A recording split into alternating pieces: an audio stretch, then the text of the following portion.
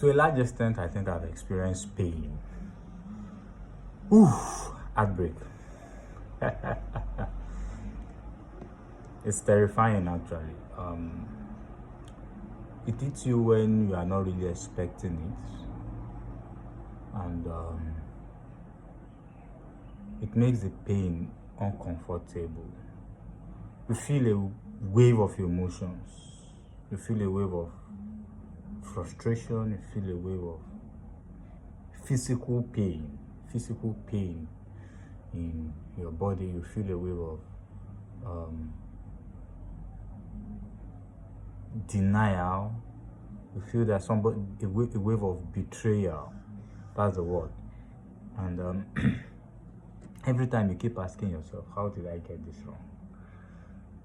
You want to talk about it to people and you don't want to talk about it. You feel heavy. And in all of that, you will know that you need help.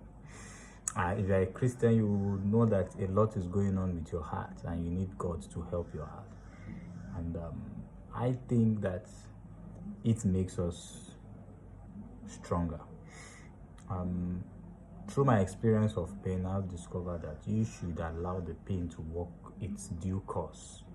When people are in pain, or in order to make the best use of your pain, you need to pay attention to your pain. A lot of people, when they are in pain, they try everything possible to evade it. They want to stop the pain. They want to leave the pain. That is why they try bringing in solutions that can numb the pain for a while. But the pain in itself, it's a blessing. It helps us to pay attention to some critical matters in our lives. It helps us to pay attention to things that have gone wrong in our lives. You know, pain is actually a pointer to a dysfunctionality.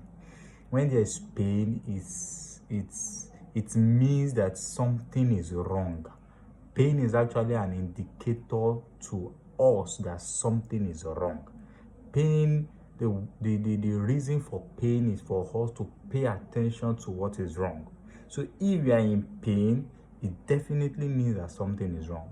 And instead of us to look for a way to get out of the pain, and instead of us to be looking for means to come out from the pain, I think that we should be able to fulfill or attend to the needs of the pain, attend to the reason for the pain. We need to sit in the pain, bask in the pain, and be able to locate what is wrong. Because pain is actually meant to make you pay attention. So when you begin to pay attention to the source of the pain, you know, and you begin to bask in the pain and you begin to walk through the pain, you'll receive insights and grace to tackle that thing that is wrong. And once you are able to bask in the pain, you're able to use the pain as a tool to correct whatever is wrong in your life. There's no how you will not come out better. There's no how you will not come out stronger. There's no how you will not come out more empathic, more aware, and more aware of the needs and pains of people. You know, the more God permits us to go through some certain levels of tribulations and pain, the better it is for us to be realistic and to be useful for what He wants to use us to do. And sometimes you look at it and say, this pain is actually avoidable. Yeah, but He didn't avoid it. So He didn't avoid it. One way or the other, He didn't avoid it. That means that it is needed for you. So let's begin to treat pain as something that it's a blessing. Whenever it comes our way, let's not